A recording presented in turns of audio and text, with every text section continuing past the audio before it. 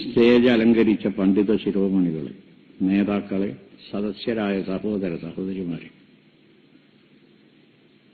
കേരളക്കരയിലെ അനുഗ്രഹീതരായ രണ്ട് പ്രാസംഗികന്മാരെ ഇവിടെ സ്റ്റേജിൽ ഇരുത്തിക്കൊണ്ടാണ് ഞാൻ ഈ പരിപാടി ഉദ്ഘാടനം ചെയ്യുന്നത്.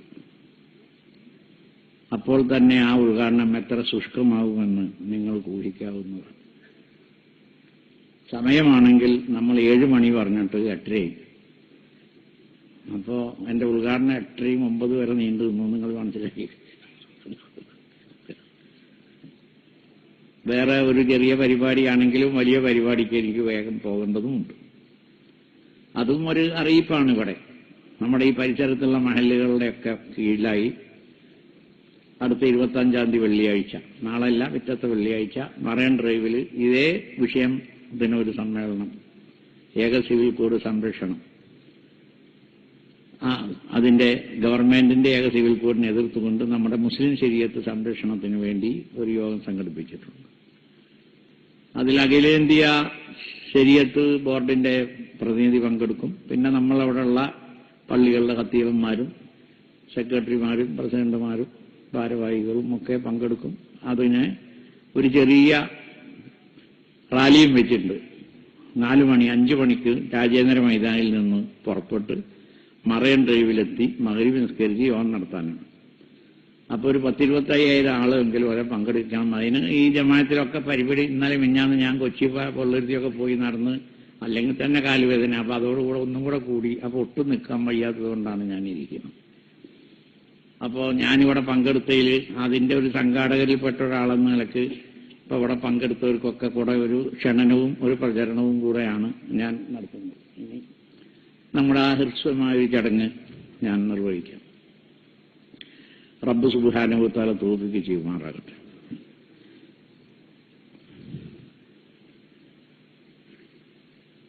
മനുഷ്യൻ എന്ന് പറഞ്ഞാൽ അള്ളാഹുവിന്റെ സൃഷ്ടികളിൽ ഏറ്റവും ഉത്കൃഷ്ടരാണ്. ഇന്ന് ലോകത്തിൽ ജീവിച്ചിരിക്കുന്ന ഏറ്റവും വലിയ ഭൗതിക ശാസ്ത്രജ്ഞനായ സ്റ്റീഫൻ ഹോക്കിംഗ് പറയുന്നത് സൂപ്പർ ഡിസൈൻ എന്നാണ് മനുഷ്യനെ സംബന്ധിച്ച്. ആ സൂപ്പർ ഡിസൈൻ തന്നെ ഖുർആൻ 1400 കൊല്ലം മുമ്പേ നമ്മളോട് പറഞ്ഞിട്ടുണ്ട്. ലഖദ് ഖലഖനൽ ഇൻസാന ഫീ അഹ്സനി തഖ്വീം. ഏറ്റവും സുന്ദരമായ ഡിസൈനിലാണ് അള്ളാഹു മനുഷ്യനെ പടച്ചിട്ടുള്ളത്. ഇപ്പോഴാണ് സ്റ്റീഫൻ ഹോക്കിങ്ങിന് മനസ്സിലായുള്ളൂ. എന്റെ ചെറുപ്പത്തിൽ വയലിത്തറ പ്രസംഗിക്കുമ്പോൾ പറയും, ഒരു മനുഷ്യനെ ചുട്ട് ഭസ്മമാക്കിയ 20 രൂപയുടെ സാമഗ്രികളുള്ളൂ. ഇപ്പോൾ ഒരു കിഡ്നി കൊടുത്താൽ 10 ലക്ഷം രൂപ കിട്ടും. അങ്ങനെ കാലം മാറിയിരിക്കും. ലിവർ കൊടുത്താൽ അതിനെയൊക്കെ കൊടുത്ത് കിട്ടും. അപ്പം മനുഷ്യന് വില കൂടി, അതിന്റെ മൂല്യം കൂടി. സൂപ്പർ ഡിസൈനാണെന്ന് ലോകശാസ്ത്രജ്ഞന്മാരൊക്കെ പറഞ്ഞു. അള്ളാഹ് പറഞ്ഞത് അംഗീകരിച്ചു. ഇതേപോലെ എല്ലാവരും ശരീഅത്തിലേക്ക് വന്നുകൊണ്ടിരിക്കുകയാണ്.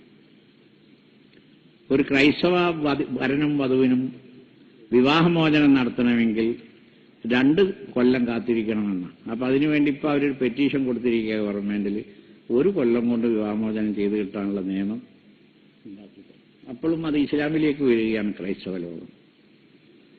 30 കൊല്ലക്കാലത്തോളം അറേബ്യൻ രാജ്യങ്ങളിൽ അംബാസഡറായിരുന്ന അമേരിക്കയുടെ അംബാസഡർ ഭാര്യ സഹിതം ഇക്കഴിഞ്ഞ ഹജ്ജിനാണ് മുസ്ലിമായി ഇഹ്റാമിന്റെ വേഷത്തിൽ നിൽക്കുന്നത് നിങ്ങൾ കണ്ടു. ഇങ്ങനെ ഇസ്ലാമിനെ കൂടുതൽ പഠിക്കുകയും അതിലേക്ക് ആകർഷിക്കുകയും ചെയ്തുകൊണ്ടിരിക്കുന്ന ഈ കാലഘട്ടത്തിൽ സ്വാഭാവികമായും കുറെ അസൂയകളും ഒക്കെ ഉണ്ടാകുന്നത് സ്വാഭാവികം തന്നെയാണ്. അതാണ് നമ്മൾ ഈ ഭീകരതാ ശബ്ദത്തിന്റെയും ഒക്കെ പിന്നിൽ ഒളിഞ്ഞു കിടക്കുന്ന രഹസ്യം നമുക്ക് കാണാൻ കഴിയുന്നു. അതല്ലാത്ത ബുദ്ധിജീവികളൊക്കെ ഇസ്ലാമിന്റെ തത്വങ്ങൾ ഇങ്ങനെ അംഗീകരിച്ചുകൊണ്ടിരിക്കുകയാണ്. അപ്പൊ ആ വിഷയത്തിൽ നമ്മൾ വേവലാതിപ്പെടേണ്ടതില്ല. ഇസ്ലാമിന്റെ സത്യസന്ധത ലോക അവസാനം വരുമ്പോഴേക്ക് കൂടുതൽ പ്രകടമാകും. അങ്ങനെ പ്രകടമാകുമ്പോൾ എല്ലാവരും നിങ്ങൾക്കെതിരിൽ ഒറ്റക്കെട്ടായിരിക്കും, നിങ്ങൾ മാത്രം ഒറ്റയ്ക്കായിരിക്കും. മഹാനായ റസൂലുള്ളാഹി സ്വല്ലല്ലാഹു അലൈഹി വസല്ലം നിങ്ങൾ പറഞ്ഞു, എല്ലാവരും ഒരു ഭക്ഷണത്തളികയിലേക്ക് കൂട്ടുകാരെ ക്ഷണിക്കുന്നത് പോലെ നിങ്ങളോട് യുദ്ധം ചെയ്യാൻ വേണ്ടി സംഘടിച്ചു വരും. എന്ന് മഹാനായ റസൂലുള്ളാഹി സ്വല്ലല്ലാഹു അലൈഹി വസല്ലം. മറ്റൊരു ഹദീസിൽ പറഞ്ഞു, ബദൽ ഇസ്ലാമു ഗരീബ വസയഊദു കമാ ബദ. ഇസ്ലാം ആരും സഹായിക്കാനും ഒന്നുമില്ലാതെ ചില ഒറ്റപ്പെട്ട നിലയിലൊക്കെയാണ് പ്രകടമായി ഇവർ വന്നത്. അതേപോലെ അവസാനവുമായി തീരും. തൂബാലിൽ ഉറബാ. അന്ന് മുസ്ലിമായി ജീവിക്കുന്നവർക്കാണ് വലിയ സന്തോഷത്തിന് അർഹതയുള്ളത്. ആ കാലഘട്ടത്തിന്റെ ആരംഭത്തിലുള്ളവരാണ് നമ്മൾ. മുസ്ലിമായി ജീവിക്കുന്നവർക്ക് വലിയ വിജയം, വലിയ ഇഹ പര വിജയങ്ങൾ കരസ്ഥമാക്കാൻ പറ്റുന്ന ഒരു രംഗം. അപ്പോ എത്രമാത്രം നമ്മൾ പ്രതിബന്ധങ്ങളെ തരണം ചെയ്യുന്നോ അപ്പോഴാണ് നമുക്ക് മാറ്റുകൂടുന്നത്. മനുഷ്യനോട് ഏറ്റവും റഹ്മാനായ റഹീമായ അല്ലാഹു സുബ്ഹാനഹു വ തആല ആദമിനെ പടച്ചപ്പോൾ തന്നെ ഇബ്ലീസിനെയും ഇങ്ങോട്ട് അയച്ചു വിട്ടു. അല്ലെങ്കിൽ എല്ലാവരും സ്വർഗത്തിലേക്ക് അങ്ങോട്ട് പോയാൽ മതി. അങ്ങനെയല്ല. അപ്പൊ പ്രതിബന്ധങ്ങളെ തരണം ചെയ്തു പോകണം. അപ്പൊ അതിൽ വേവലാതിപ്പെട്ടിട്ട് ആവശ്യമില്ല. പക്ഷെ ഈ പറയുന്ന എനിക്ക് വേവലാതി ഉണ്ട്, അതെന്റെ ധൈര്യം. സംഭവം പറഞ്ഞാൽ വേവലാതിപ്പെട്ടിട്ട് ആവശ്യമില്ല. ഫുസ്തു റബ്ബിൽ കഅബ എന്ന സഹാബാക്കൾ ശത്രുവിന്റെ സ്ഥലം ഏൽക്കുമ്പോൾ, കുന്തത്തിന്റെ മണി ഏൽക്കുമ്പോൾ പറഞ്ഞത്, കഅബത്തിന്റെ റബ്ബിനെ തന്നെയാണ് ഞാൻ വിജയിച്ചു പോയി, സിന്ദാബാദ് വിളിക്കുകയാണ്. ഫുസ്തു റബ്ബിൽ കഅബ. ഇതാണ് മുസ്ലിങ്ങളുടെ. അവൻ വെയിലത്ത് തീയിൽ മുളച്ചതാണ്. ഇനി ഈ വെയിലത്ത് അത് വാടുകയില്ല. അതാരും വ്യാമോഹിക്കുകയും വേണ്ട. പക്ഷെ എന്നിരുന്നാലും നമ്മൾ ഈ തെറ്റായ പ്രചരണത്തിന് മുമ്പിൽ ചൂളിപ്പോകാൻ പാടില്ല. ആ നിലയിൽ നമ്മൾ എന്താണ് ശരീഅത്ത് എന്ന് കൂടുതൽ വ്യാഖ്യാനം പ്രസംഗവേദികളിൽ കൂടിയും അതിനേക്കാൾ കൂടുതൽ പ്രവർത്തനത്തിൽ കൂടിയും കാണിച്ചു കൊടുക്കേണ്ട ഒരു കാലഘട്ടമാണ് ഇസ്ലാം. ഇസ്ലാം എന്ന് പറഞ്ഞാൽ അതാണ് ആദ്യത്തെ ഇവിടെയുള്ള നിയമം. അള്ളാഹു അംഗീകരിച്ച നിയമം അത് മാത്രമേ ഉള്ളൂ. ഇന്ന ദീന ഇൻദല്ലാഹിൽ ഇസ്ലാം. ആ നിയമത്തിന്റെ സ്രോതസ് ഉദ്ഘാടനം ചെയ്തത് നമ്മുടെ ഈ ഇന്ത്യയിലാണ്, നമ്മുടെ ഈ ഭാരതത്തിലാണ്, അല്ലാതെ അറേബ്യയിലൊന്നുമല്ല. അന്ന് ഇന്ത്യ എന്നോ ഭാരതം എന്നോ പേരില്ലായിരിക്കാം. ഇപ്പോഴും പേരെന്താണെന്ന് ആർക്കെന്നെ അറിഞ്ഞുകൂടാ. എന്താണ് ഭാരതം? ജയ് ഭാരതം എന്നൊക്കെ. ഏത് ഭാരതം? ഏതായി ഭാരതൻ? അതന്നെ ആർക്കും നിശ്ചയമില്ല. ദശരഥന്റെ പുത്രൻ ഭാരതനാണോ, അതോ ദുഷ്യന്തന്റെ പുത്രൻ ഭാരതനാണോ, അതോ മറ്റേതോ ഭാരതനാണോ? ഏതായാലും മേനകയുടെ പുത്രനായ ഭാരതന്റെ പേരിലാണ് ഭാരതം എന്ന് പറയുന്നത് എന്നാണ് ഹൈന്ദവ ഗ്രന്ഥങ്ങളൊക്കെ പറയുന്നത്. അപ്പൊ ഭാരതം ഏതാണെന്ന് അറിഞ്ഞുകൂടാ. ഭാരതത്തിനൊരു മതമുണ്ടോയെന്ന് ഇവിടത്തെ അറിഞ്ഞുകൂടാ. സുപ്രീം കോടതി തന്നെ പറഞ്ഞത് ഹൈന്ദവത്വം ഹിന്ദുമതം പറഞ്ഞൊരു മതം ഉണ്ടോയെന്ന് ഇപ്പൊ ഈ അടുത്ത് ചോദിച്ചപ്പോൾ അറിഞ്ഞുകൂടാന്ന് പറഞ്ഞു. ഇങ്ങനെയൊക്കെ നിൽക്കുമ്പോൾ നമുക്ക് മനസ്സിലാകാം എന്താണ് ഈ ഇവിടെ നടക്കുക പിന്നിലുള്ള പ്രചോദനമെന്ന്. സത്യത്തിനോട് എതിരുള്ള കൊഞ്ഞനംകുത്തൽ മാത്രമാണ്, ഇബ്ലീസിന്റെ പ്രവർത്തനങ്ങൾ തന്നെയാണ്. അപ്പൊ അതിൽ നമ്മൾ പിന്തിരിഞ്ഞു പോകരുത്. സധൈര്യം ഇസ്ലാമിന്റെ സന്ദേശം ലോകത്തിന് പ്രചരിപ്പിക്കുക. ഇസ്ലാം ഭീകരതയല്ല, അത് മനുഷ്യസ്നേഹപരമായ ഒരു പ്രസ്ഥാനമാണ്. എല്ലാ ജീവജാലങ്ങളോടും കാരുണ്യം കാണിക്കുന്ന ഒരു പ്രസ്ഥാനമാണ്. ഒരു മുസ്ലിം ദിവസവും 5 നേരവും പ്രാർത്ഥിക്കുമ്പോൾ നിർബന്ധപൂർവം പ്രാർത്ഥിക്കുന്ന പ്രാർത്ഥനയാണ് അൽഹംദുലില്ലാഹി റബ്ബിൽ ആലമീൻ. ഈ ആലമിനെ മുഴുവനും സൃഷ്ടിച്ച് സംരക്ഷിക്കുന്ന നാഥനാണ് സർവസ്വസ്ത്രവും. ഈ ലോകത്തെ എന്ന് പറയുമ്പോൾ ഈ ലോകത്തെ ഏതൊക്കെ പെടും? ഗോൾവാർക്കറും നരേന്ദ്രമോദിയും ഒക്കെ പെടും. വേരുംപാമ്പും പന്നിയും പോർക്കും കുറുക്കനും എല്ലാം പെടാത്തതൊന്നുമില്ല ഈ ആലമിൽ. ഇതുകളൊക്കെ ഇവിടെ ആവശ്യമുണ്ട്. അതുകൊണ്ടാണ് പടച്ചവനെ എന്തിനാണ് ഈ ഇതിനൊക്കെ പഠിച്ചതെന്നല്ല ചോദിക്കുന്നത്. പടച്ചവനെ ഇവകളൊക്കെ സൃഷ്ടിച്ച് സംരക്ഷിക്കുന്ന നാഥാ നിനക്കാണല്ലോ സർവസ്വസ്ത്രവും. അൽഹംദുലില്ലാഹി റബ്ബിൽ ആലമീൻ. ഈ പറയുന്ന നമുക്ക് തന്നെ അറിയാമോ നാം പറയുന്നതിന്റെ ഉള്ളിലുള്ള പൊരുളെന്താണെന്ന്. 5 നേരവും നമ്മളെല്ലാം പല പ്രാവശ്യം ഓരോ റക്അത്തിലും ഫാത്തിഹ ഓതൽ നിർബന്ധമാണ്. അതിൽ ആദ്യം പ്രാർത്ഥിക്കുന്ന ആയത്ത് തന്നെ ഇതാണ്. ബിസ്മി ആയത്തല്ല എന്നല്ല ഞാൻ പറഞ്ഞത്, അതെല്ലാ സൂറത്തിലുണ്ടല്ലോ. അൽഹംദുലില്ലാഹി റബ്ബിൽ ആലമീൻ. സർവ്വലോകങ്ങളെയും സൃഷ്ടിച്ച് സംരക്ഷിക്കുന്ന നാഥാ നിനക്കാണ് സർവസ്വസ്ത്രവും. എല്ലാ സൃഷ്ടികളും ഇവിടെ ആവശ്യമാണ്, പട്ടിയും ആവശ്യമാണ്. പക്ഷേ മേനക പറയും പോലെയല്ല എന്ന് മാത്രം. നമ്മുടെ രാജഗോപാലൻ തന്നെ അസംബ്ലിയിൽ നിന്ന് പറഞ്ഞു, മേനക അങ്ങനെ പറഞ്ഞോട്ടെ, നിങ്ങൾ കൊന്നോന്നാ പറഞ്ഞു. അതെന്താ അതിന്റെ അർത്ഥം? അപ്പൊ നബി സല്ലല്ലാഹു അലൈഹി വസല്ലം തങ്ങൾ പറഞ്ഞതിലേക്ക് അപ്പോഴും ശരീഅത്തിലേക്കാണ് വരുന്നത്. രാജഗോപാലനും വരുന്നത് ശരീഅത്തിലേക്കാണ്. കടിക്കുന്ന പട്ടിയൊക്കെ കൊന്നോന്നായി പറഞ്ഞു. മേനകയൊക്കെ അങ്ങനെ പറയും, അതൊന്നും കണക്കിലെടുക്കേണ്ടെന്ന്. അപ്പൊ അവിടെ നടക്കുന്ന പല പരിപാടിയൊന്നും കണക്കിലെടുക്കാൻ പറ്റാത്തതാണെന്നും വസ്തുതകൾ ഇസ്ലാം എന്താണോ പറയുന്നത് അതാണെന്നുമാണ് രാജഗോപാലൻ പറഞ്ഞത്. ഇങ്ങനെ ഏത് കാര്യം എടുത്ത് പരിശോധിച്ചാലും ഈ വസ്തുത നമുക്ക് കാണാൻ കഴിയും. പിന്നെ നമ്മുടെ വിഷയത്തോട് പറഞ്ഞാൽ കുറെ കാര്യങ്ങൾ പറയുന്നുണ്ട്, പറഞ്ഞാൽ അങ്ങനെ പോകും. അപ്പൊ ഞാൻ മുമ്പ് ആദ്യം തന്നെ പറഞ്ഞല്ലോ, നമ്മൾ അന്ന് അതിഥികളായ പ്രാസീയന്മാർ ഒരാൾ അതിഥിയല്ല, വീട്ടുകാരനാണ്. പക്ഷെ നമ്മൾ പന്തല്ലൂരുണ്ടല്ലോ. അപ്പൊ അതുകൊണ്ട് നമ്മൾ സമയം അങ്ങനെ അധികം എടുത്താൽ ശരിയാവില്ലല്ലോ. ഇവിടെയാണ് ഈ ഇസ്ലാം മതം ഉണ്ടായതെന്ന് പറഞ്ഞത് എന്താണ് കാരണം? ചിലപ്പോൾ ചിലവർക്ക് ഒരു തെറ്റിദ്ധാരണ ഉണ്ടാവും, മക്കത്ത് നബി അല്ലേ ഇസ്ലാം മതം മുഹമ്മദ് കൊണ്ടുവന്നത് എന്നൊക്കെയാണല്ലോ വിശ്വസിച്ചിരിക്കുന്നത്. അങ്ങനെയൊന്നുമല്ല. അള്ളാഹു അംഗീകരിച്ച മതം ഇസ്ലാം മാത്രമേ ഉള്ളൂ. അത് ആദ്യത്തെ മനുഷ്യൻ ആദം നബിയാണ് ആ ഇസ്ലാം മതം കൊണ്ട് ഈ ലോകത്ത് വന്നത്. അദ്ദേഹം സ്വർഗത്തു നിന്ന് വന്നത് ഇന്ത്യയിലാണ്. സിലോണിൽ ഒരു മലയുടെ മുകളിൽ ഇറങ്ങി, അവിടെ 4 അടിയുണ്ട് നീളം കാൽപാദത്തിന് ആദം നബിയുടെ. ഇവിടെ പാറമപ്പള്ളിയിലുണ്ട് എന്ന് പറഞ്ഞിട്ട് ഞാൻ ഈ ഒരു 2-3-4 മാസം അവിടെ നിന്ന് പോയി നോക്കി. അപ്പൊ എന്റെ ഗവേഷണത്തിൽ ആദം നബിയുടെ കാൽപ്പാടല്ല. കാരണം അത് 4 അടിയില്ല, 1.5 അടിയും കൂടിയില്ല. അപ്പൊ പാറമ്മ 2 കാല്, ഒരു അടിയിലൊരു കല്ലുമ്പം മടമ്പും മറ്റേലിങ്ങനെ വെച്ചിട്ടുണ്ട്. അപ്പൊ ഞാൻ നോക്കിയപ്പോ 2 അടി പോലും കൂടിയില്ല. പക്ഷെ ശിലോണിലുള്ളത് 4 അടിയുണ്ട്. 60 അടി മുഴം, 60 മുഴമാണ് ആദം നബിയുടെ പൊക്കം.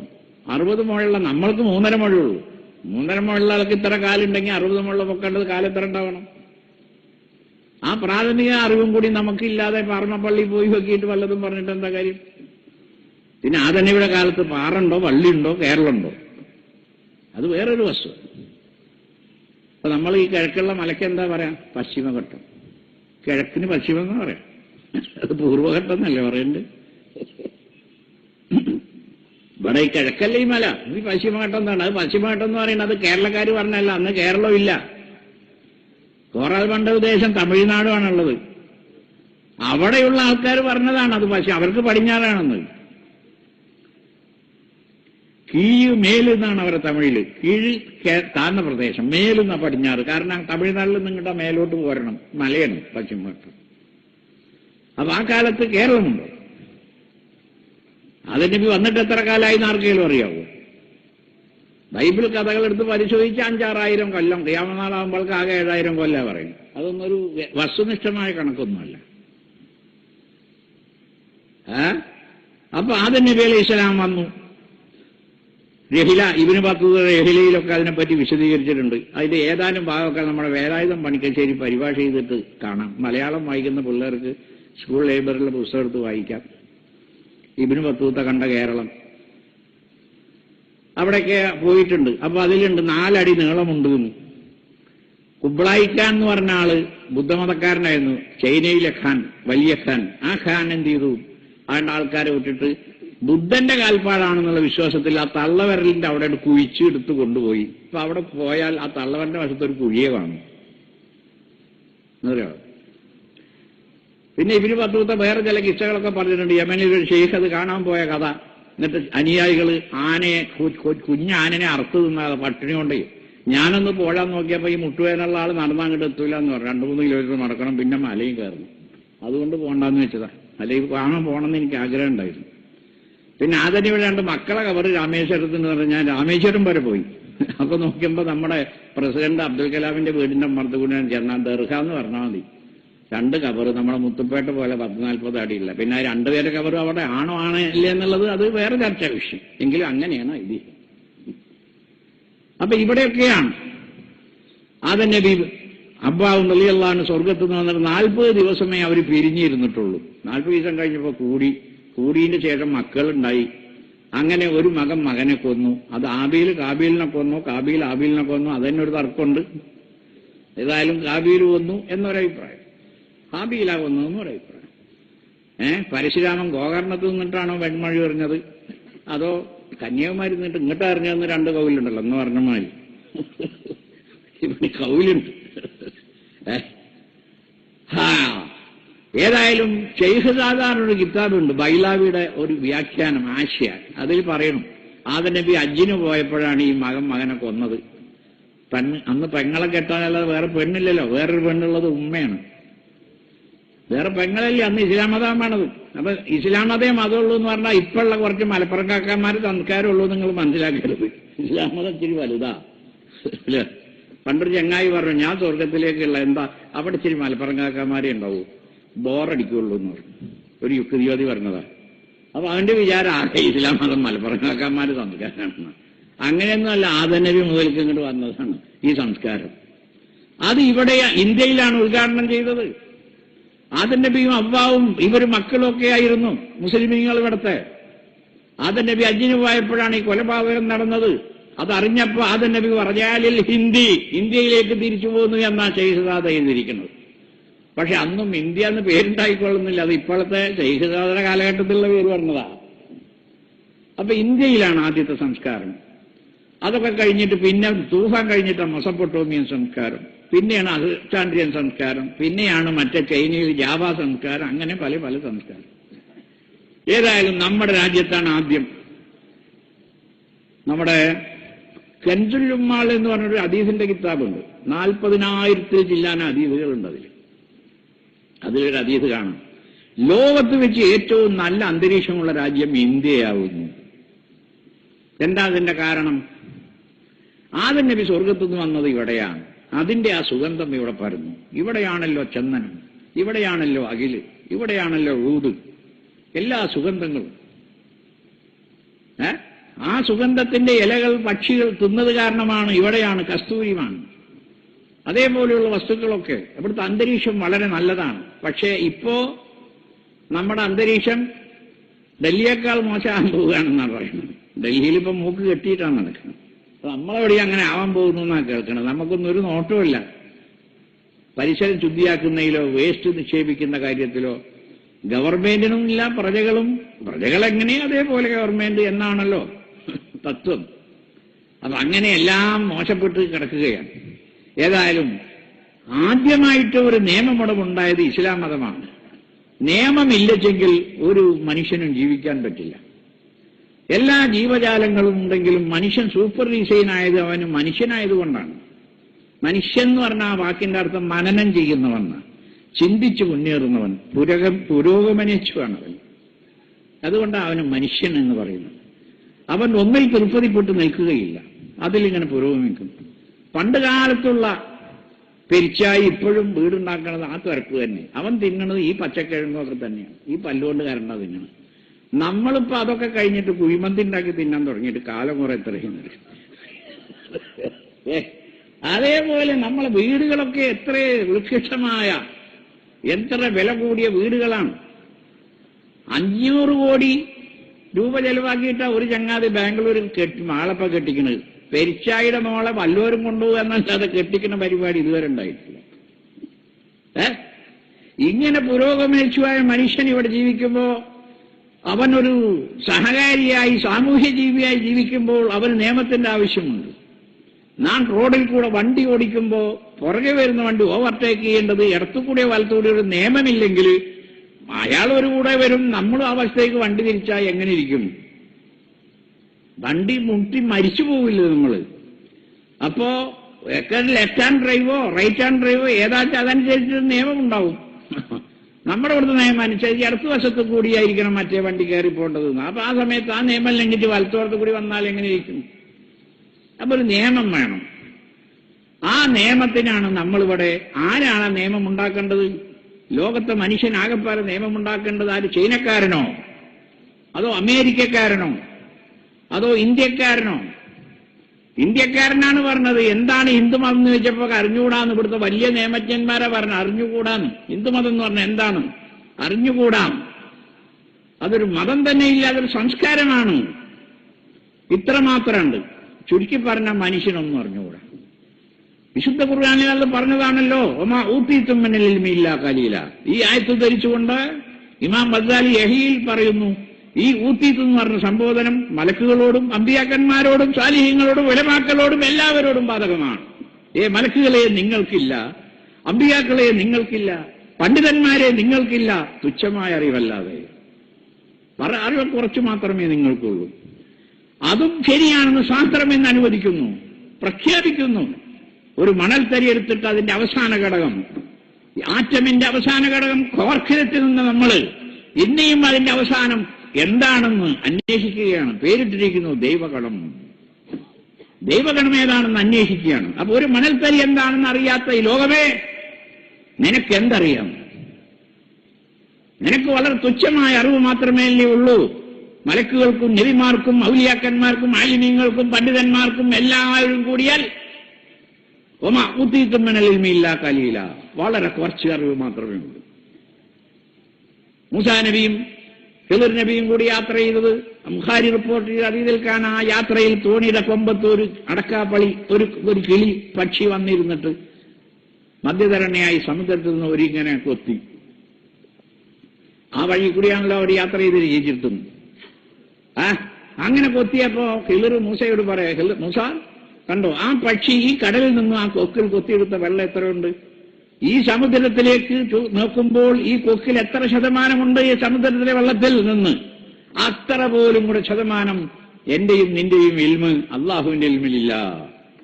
ബുഖാരി റിപ്പോർട്ട് ചെയ്ത ഹദീസാണ്. അല്ലോ, അത്രയും വലിയ പാരാവാരമല്ല, അറ്റമില്ലാത്ത ഇൽമുകളുടെ അല്ലാമുൽഗൂബായ റബ്ബ് സുബ്ഹാനഹു വ തആല പറയുന്നു, നല്ലതും ചീത്തയും ഏതാണെന്ന് നിങ്ങൾക്ക് അറിഞ്ഞുകൂടാ.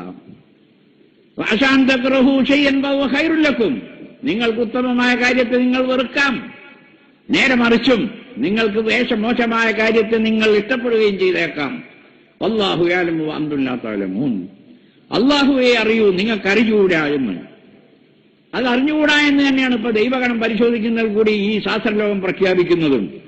അപ്പോൾ പിന്നെ ആരാണ് നമുക്കിവിടെ ജീവിക്കാനുള്ള ഒരു ശരീഅത്ത്, ഒരു നിയമം നൽകേണ്ടത്?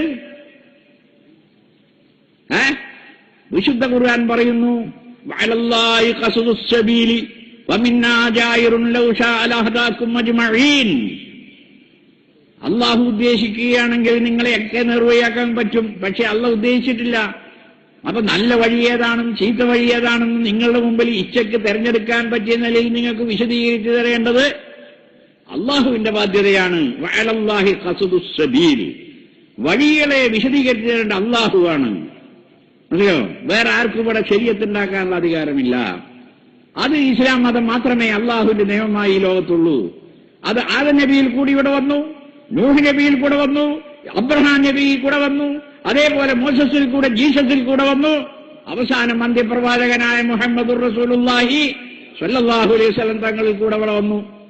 അവിടുത്തെ 23 കൊല്ലക്കാലത്തെ നുബുവത്ത് ജീവിതത്തില് 40-ാമത്തെ വയസ്സിൽ നുബുവത്ത് കിട്ടി, 63-ാമത്തെ വയസ്സിൽ വഫാത്താകുന്നവരെയുള്ള 23 കൊല്ലക്കാലം കൊണ്ട് ഈ ലോകത്ത് പ്രബോധനം ചെയ്തു. അവസാനത്തെ അജ്ജിൽ അൽയൗമ അക്മൽതു ലക്കും ദീനക്കും വഅത്മംതു അലൈക്കും നിഅമതി വറളീതു ലക്കുമുൽ ഇസ്ലാമ ദീന. ഇന്നേ ദിവസം നിങ്ങളുടെ ദീനിനെ ഞാൻ പൂർത്തിയാക്കി തന്നു, എന്റെ അനുഗ്രഹം നിങ്ങൾക്ക് നിറവേറ്റി തന്നു, ഇസ്ലാം ദീനായിട്ട് നിങ്ങൾക്ക് തൃപ്തിപ്പെട്ടു. ലോകജനമേ, നീഗ്രോകളെ, വെള്ളക്കാരെ, ചൈനക്കാരെ, ഇന്ത്യക്കാരെ, ആദമിന്റെ സന്തതികളായി ലോകത്തെവിടെ ആരെല്ലാം ഉണ്ടോ, നിങ്ങൾക്ക് ഈ പ്രപഞ്ചത്തിന്റെ നാഥൻ ഇസ്ലാം ദീനിനെ ദീനായി തന്നിരിക്കുന്നു. താല്പര്യമുള്ളവർ സ്വീകരിക്കുക, അല്ലാത്തവർക്ക് സ്വീകരിക്കാതിരിക്കുക. ഇതാണ് ഇസ്ലാമിന്റെ കാഴ്ചപ്പാട്. അങ്ങനെ പലരും പലതും ചെയ്തു. അള്ളാഹു നൽകിയ ദീനിൽ നിന്ന് സ്വന്തം കൃത്രിമങ്ങളായി പലരും പലതും ഉണ്ടാക്കി. അങ്ങനെ ഉണ്ടാക്കിയപ്പോൾ ഓരോരുത്തർക്ക് തോന്നി, നീ ഉണ്ടാക്കിയ എന്താ, എന്നാ എനിക്ക് ഉണ്ടാക്കിക്കൂടെ എന്ന്. അങ്ങനെ ഓരോരുത്തർ സ്വന്തം ഉണ്ടാക്കി, കുറെ ഉണ്ടാക്കി. പണ്ട് കാലത്ത് ഇവിടെ അൻസാരി എന്ന് പറഞ്ഞൊരു പത്രം പെരുമ്പാവൂർ ഇറങ്ങിയത്. മജീദ് മരക്കാരി സാഹിബ് അന്ന് CN അഹമ്മദ് മൗലവി അത് നടത്തുന്നത്. അഹമ്മദ് മൗലവി തഫ്സീർ എഴുതുമ്പോൾ മജീദ് മരക്കാരും പറഞ്ഞ ഞാനും എഴുതട്ടെ, നിങ്ങൾ എഴുതണ്ട. അപ്പൊ CN പറഞ്ഞു, നിങ്ങൾക്ക് എഴുതാൻ പാടില്ല, നിങ്ങൾ ആലിമല്ലല്ലോ. അങ്ങനെ മജീദ് മരക്കാരും CN മൗലവിയും തെറ്റിയത്. അങ്ങനെ CN മൗലവി പിന്നെ മലവക്കോട് പോയി KP മുഹമ്മദ് സാഹിബിന്റെ അടുത്ത് ചെന്നിട്ട് മൂപ്പരെ ഹെൽപ്പോട് കൂടെ ഖുർആൻ പരിഭാഷ പൂർത്തിയാക്കി. ഇതേപോലെ ഓരോരുത്തരും ഞാനും എഴുതണം, ഞാനും നിയമം ഉണ്ടാക്കണം എന്ന് പറഞ്ഞിട്ട് ഉണ്ടാക്കിയപ്പോൾ പലതുമായി. യഥാർത്ഥത്തിൽ യഹൂദമതം ഇസ്ലാം മതമാണ്, യഥാർത്ഥത്തിലുള്ള ക്രൈസ്തവ മതം ഇസ്ലാം മതമാണ്. മുഹമ്മദ് മതം എന്ന് പറയുന്ന ശരീഅത്ത് പറഞ്ഞ അതും ഇസ്ലാം മതമാണ്. എല്ലാം ഇസ്ലാം മതം. അള്ളാഹു ഇസ്ലാം മതത്തെ അംഗീകരിച്ചിട്ടുള്ളൂ. ഇന്ത്യയിലുള്ളത് ഇസ്ലാം മതമാണ്. അബുൽ കലാം ആസാദിന്റെ കഴിഞ്ഞ കാലത്തുള്ള ദൈവവിശ്വാസം കഴിഞ്ഞ കാലത്തിലൂടെ എന്ന് പറഞ്ഞൊരു പുസ്തകമുണ്ട്. അദ്ദേഹം പറയുന്നു, ദസ്സുക്കൾ ആര്യന്മാരിവിടെ വരുന്നതിന്റെ മുമ്പുണ്ടായിരുന്നു ദ്രാവിഡരും ദസ്സുക്കളും എന്ന് പറയുന്ന ആ കൂട്ടര് ഏകദൈവ വിശ്വാസികളായിരുന്നു. അത് തന്നെയാണ് ഖുർആൻ പറയുന്നത്. എന്താണ് ഖുർആൻ പറഞ്ഞത്? കാനന്നാസു ഉമ്മത്തൻ വാഹിദത്തൻ ഫഖ്തലഫു. ലോകത്തുള്ള ജനങ്ങളെല്ലാം ഒറ്റ സമൂഹമായിരുന്നു, മുസ്ലിങ്ങളായിരുന്നു. പിന്നീടാണ് അവർ പലതുമായത്. ആദം നബി മുതൽക്ക് നൂഹ് നബി വരെ അവരെല്ലാം ഒറ്റ സമൂഹമായിരുന്നു. അങ്ങനെയുള്ള സമൂഹത്തിൽ നിന്ന് പലതും പിരിഞ്ഞുപോയി. അതിന്റെ സത്യസന്ധമായ ഒന്നായി നിലനിൽക്കുന്നത് അന്ത്യപ്രവാചകനായ മുഹമ്മദുർ റസൂലുള്ളാഹി സ്വല്ലല്ലാഹി അലൈഹി വസല്ലം തങ്ങൾ കൊണ്ടുവന്ന ഇസ്ലാം ദീനാണ്. എന്നിരുന്നാലും നമ്മളിവിടെ ആവശ്യപ്പെടുന്നത്, ഇപ്പോ നമ്മളിവിടെ പ്രശ്നങ്ങൾ ഉണ്ടാക്കി തീർക്കുന്നത് മതത്തിനോടൊന്നും താല്പര്യമില്ലാത്ത, അതല്ലെങ്കിൽ ഏകപക്ഷീയമായ ചില ചിന്തകളുമായി നടക്കുന്ന, ഈ വിശാലമായ ചിന്തകളൊന്നും ഇല്ലാത്ത ആൾക്കാർ ഒരു ഏക സിവിൽ കോഡ് കൊണ്ടുവരണം എന്ന് പറഞ്ഞിട്ട് ഒച്ചപ്പാട് വന്നു. നമ്മുടെ ഇന്ത്യൻ ഭരണഘടനയിൽ അങ്ങനെ ഒരു നിർദ്ദേശ തത്വങ്ങളുണ്ട്, അതിൽപ്പെട്ട ഒന്നായിട്ട് എണ്ണിയിട്ടുണ്ട്. അതങ്ങനെ നടപ്പിലാക്കാൻ നിർബന്ധിച്ചിട്ടൊന്നുമില്ല. ആവശ്യമുള്ളപ്പോൾ ജനങ്ങൾ ആവശ്യപ്പെടുകയാണെങ്കിൽ ചെയ്യണം എന്ന് മാത്രം. അതോ അതാരാണ് ആവശ്യപ്പെടേണ്ടത്? അതാരാണ് ആവശ്യപ്പെടേണ്ടത്? ഓരോ മതത്തിലെയും പണ്ഡിതന്മാരാണ് ആവശ്യപ്പെടേണ്ടത്. പണ്ട് ഒരു ജഡ്ജിമെന്റ് ഉണ്ട്. അതായത് ഒരു പ്രിവി കൗൺസിൽ വിധി. മുഹമ്മദ് ജാഫർ വിയൈസ് കുൽസുംബി കൽക്കത്ത, അദ്ദേഹം ആ ഒരു കേസിൽ ഈ കുൽസുംബിയുടെ വാദം എന്താന്ന് വെച്ചാൽ, ഒരു വർഷം പുതിയാപ്പള്ള മരിച്ചതാണ്, പുതിയാപ്പള്ള വീട്ടിൽ താമസിക്കാനും 150 റുപ്യ എനിക്ക് തരാനും വസിയത്തുണ്ട്. മനസ്സിലാവും? അത് ഖുർആനിലുണ്ടെന്ന് അമീർ അലി വാദിച്ചു. പ്രിവി കൗൺസിലെ ഒരു മെമ്പറായിരുന്ന ജസ്റ്റിസ് അമീർ അലി വാദിച്ചു, ഇതെന്തുണ്ട് ഖുർആനിലുണ്ട് എന്ന്. ഉണ്ട്, ഖുർആനിലുണ്ട്. പക്ഷെ അത് മൻസൂഖാണ്. ഒരു കൊല്ലം ഭർത്താവിന്റെ വീട്ടിൽ താമസിക്കണമെന്നും അനന്തരവാസ ഉള്ളതിനോടൊപ്പം ചെലവിന് കൊടുക്കണമെന്ന് ഖുർആനിലുണ്ട്. ആ വാദം അമീർ അലി അന്ന് പ്രിവി കൗൺസിൽ കൊണ്ടുവന്നപ്പോ പ്രിവി കൗൺസിൽ ജഡ്ജിമാരും ഒക്കെ കൂടെ തീരുമാനിച്ചത് ഈ അഭിപ്രായം സ്വീകാര്യമല്ല. ആരെങ്കിലും ഖുർആനോ ഹദീസിനോ വ്യാഖ്യാനം പറഞ്ഞാൽ ശരിയാവുകയില്ല. അതിനർഹരായ പണ്ഡിതന്മാരുണ്ടോ അവർ പറഞ്ഞാലേ സ്വീകരിക്കാവൂ എന്ന് അന്ന് പ്രിവി കൗൺസിൽ ഒരു ജഡ്ജിമെന്റ് ഉണ്ട്. ഈ ജഡ്ജിമെന്റ് അനുസരിച്ച് തന്നെയാണ് പറയുന്നത്. ഇവിടെ മുസ്ലിങ്ങളിൽ മാത്രമല്ല എല്ലാ വിഭാഗം ജനങ്ങളിലും അവരുടേതായ സിവിൽ കോഡിൽ വൈവിധ്യമുണ്ട്. ഇപ്പൊ വടക്കൻ മേഖലയിൽ ആദിവാസികളൊക്കെ കൂടി അവർ ഏക സിവിൽ കോഡിനെതിരായിട്ട് അവരെ ഈയിടെ അടുത്തൊരു സമരം നടത്തുകയുണ്ടായി. ഇവിടെ ഒന്നാണോ, പശുവിന്റെ അടുത്ത് കൂടി കയറിട്ട് കൊണ്ടുപോയ തല്ലിക്കൊല്ലി ഒരാള്, അവരെ പശു ചത്താൽ അത് കൊണ്ടുപോയി തിന്നണം ഹിന്ദുക്കൾ എന്ന് പറയുന്നത് ഒന്ന്. ഇതെന്ത് സിവിൽ കോഡാ? ഇവിടെയുള്ള ബ്രാഹ്മണർ വരെ മാംസം തിന്നുന്നവരാണ്.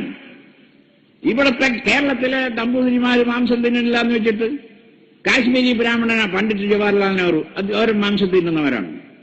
നമ്മളിവിടെ എറണാകുളത്തെ പടിയാർമാരുണ്ട്, അവർ ബംഗാളി ബ്രാഹ്മൺസാ, അവരും ഇറച്ചിയും മാംസവും തിന്നുന്നവരാണ്. പിന്നെ ആരാണ് ഇവിടെ മാംസം തിന്നാൻ പാടില്ല എന്ന് പറയുന്നത്? ഹിന്ദുമതത്തിൽ അങ്ങനെ ഒരു നിയമമില്ല. അത് വാസുദേവ കൃഷ്ണന്റെ കാലത്തുണ്ടായ ഒരു രാഷ്ട്രീയ തീരുമാനമാണ്. വേണമെങ്കിൽ നിങ്ങൾ സുകുമാർ അഴീക്കോടിന്റെ തത്വമസി എടുത്തൊന്ന് വായിച്ചു നോക്കൂ. അദ്ദേഹം പറയുന്നു, ബുദ്ധൻ ഇവിടെ വരുന്ന കാലത്ത് വിദേഹത്ത് നിന്ന് അഫ്ഗാൻ വരെ കാന്താരം വരെയുള്ള സ്ഥലത്തെല്ലാം പശുക്കളുടെ രോദനങ്ങളും യാഗാഗ്നികളുടെ ഹോമങ്ങളും ഉയർന്നുകൊണ്ട് ശ്വാസം മുട്ടിയാണ് ജനങ്ങൾ ജീവിച്ചിരുന്നത്. പശുക്കളെ എങ്ങനെ ഹോമിച്ച് അറുത്ത് അതൊക്കെ തിന്ന് ബ്രാഹ്മണരിങ്ങനെ കൊഴുത്ത് ജീവിക്കുകയായിരുന്നു. ആ സമയത്താണ് അഹിംസാ സിദ്ധാന്തവുമായി ബുദ്ധൻ ഇവിടെ വന്നത്. ആ ബുദ്ധൻ തന്നെ ഒന്നും കൊല്ലരുതെന്നല്ല പറഞ്ഞത്, ഇങ്ങനെ യാഗങ്ങൾ കൊല്ലരുത് എന്നാണ്. വാഗ്ബട ഗുരു ഈ സുകുമാർ അഴീക്കോടിന്റെ ഉസ്താദ ഷെയ്ഖാൻ വാഗ്ബട ഗുരു അവർ പറയണു, ദേവങ്ങൾക്കൊന്നും ഭക്ഷണമില്ല, ഭക്ഷ്യത ഒന്നുമില്ല, പാനീയങ്ങളില്ലാത്ത ദേവന്മാർക്ക് പിന്നെന്തിനാ ഇറച്ചി പോവച്ച് ആകാശത്തേക്ക് കയറ്റുന്നത് എന്നാണ് ചോദിക്കുന്നത്. എന്തൊരു മൂഢത്തരമാണ് ഈ പറയുന്നത്. അതാണ് ബുദ്ധൻ പറഞ്ഞത്, കൊല്ലരുത്. അപ്പൊ നിങ്ങളെ കൊല്ലുകയായിരുന്നു. നിങ്ങളാരെങ്കിലും വീട്ടിൽ നിന്ന് വരുമ്പോ പെണ്ണുങ്ങളോട് പറഞ്ഞോ, എടി നീ തെങ്ങ കയറരുത്, ഞാൻ പോയാലും ഒറ്റാളും പറഞ്ഞിട്ടില്ല. എന്ത് കെട്ടിയോള് തെങ്ങ കയറൂല എന്ന് നമുക്കറിയാം. നീ അടുത്ത വീട്ടിലെ ആകളുടെ വീടുണ്ട്, അങ്ങോട്ടൊന്നും ഇപ്പൊ പോകരുത് കേട്ടോ എന്ന് ചിലപ്പോ പറയാം. എന്നുമാതിരി ബുദ്ധൻ കൊല്ലരുതെന്ന് പറയാൻ കാരണം എന്താ? കൊല്ലലായിരുന്നു ഇവിടുത്തെ പണി. അത് സുകുമാർ അഴീക്കോട് തത്വമസിയിൽ പറയുന്നു. വേദകാലങ്ങളില് ഈ പശുക്കളുടെ രോദനങ്ങൾ, ധൂമം കൊണ്ടുള്ള ധൂമവും കൊണ്ട് കാന്താരം മുതൽ വിദേഹം വരെ, ജനകന്റെ രാജ്യമാണ് വിദേഹം. അതെയോ, മിഥില സീതയുടെ മൈഥിലിയുടെ രാജ്യം, അതുവരെ ശ്വാസം മുട്ടിയാണ് മനുഷ്യൻ ജീവിച്ചിരുന്നത്. ഇങ്ങനത്തെ ഒരു സംസ്കാരമുള്ളിടത്ത് പശുവിനെ കൊണ്ടുപോയാൽ അർത്താൽ തിന്നാൽ അവനെ തല്ലിക്കൊല്ലണം എന്ന് പറഞ്ഞ സംസ്കാരം ഭാരതീയമല്ല, ഹൈന്ദവ സംസ്കാരമല്ല. ഈ പറഞ്ഞ ബുദ്ധൻ തന്നെ അവസാനം മരിക്കുന്നത് ശൂകരമാംസം തിന്നിട്ടാണെന്ന് ധർമാനന്ദ കോസാമ്പി അദ്ദേഹത്തിന്റെ ഭഗവാൻ ബുദ്ധൻ എന്ന പുസ്തകത്തിൽ എഴുതുന്നു. ബുദ്ധൻ മരിച്ചത് ഇറച്ചി തിന്നാ ജീർണം പിടിച്ചിട്ടാണ്. അപ്പൊ ബുദ്ധൻ പറഞ്ഞ അഹിംസ ഏതാണ്? അപ്പൊ ഇതേപോലെ ഞാൻ വിശദീകരിച്ച കുറെ കാര്യങ്ങൾ പറയേണ്ട, അതാ ഞാൻ പിന്നെ ആദ്യം പറഞ്ഞതിന് എതിരാവും എന്റെ പ്രശ്നം. അപ്പൊ പിന്നെ 1937 വിക്ടോറിയ രാജ്ഞി ഭരിക്കുന്ന കാലത്ത് ഇന്ത്യ ഒരു കോളനിയാണ്, സിലോൺ കോളനിയാണ്, ബർമ്മ കോളനിയാണ്, ബംഗ്ലാദേശ് പാകിസ്ഥാനൊക്കെ ഇന്ത്യൻ കോളനിയിൽ പെട്ടതാണ്. ആ കാലത്ത് ഒരു അതുവരെ ഉണ്ടായിരുന്ന നിയമം 18-ാം നൂറ്റാണ്ടിൽ എല്ലാവർക്കും അവരുടെ മതം അനുസരിച്ച് നടത്താമെന്ന്. ഇപ്പൊ അതിനൊരു ഉദാഹരണം ഞാൻ പറഞ്ഞാൽ, എടപ്പള്ളി ജുമാഅത്ത് പള്ളിക്ക് നോക്ക്, അതിന്റെ പടിഞ്ഞാറ് വശത്ത് ഷരീഫാമ്മയുടെ കബറ് കാണും. ആ ഷരീഫാമ്മയുടെ കബറ് ഒരു ചെറിയ 4 പതിയും കെട്ടിയ ഒരു ചെറിയ കുമ്പ് പോലെ, കബറ് പൊക്കിയിട്ടൊന്നുമില്ല. അത് ഈ കാശൊക്കെ പിടിക്കാൻ വേണ്ടിയിട്ട് ഈ വലിയ പൊക്കി തുണിയൊക്കെ ഇട്ടിട്ട്, അല്ലാതെ കബറ് പൊക്കേണ്ട പണിയൊന്നും ഇതിലാവില്ലാത്തതാണ്.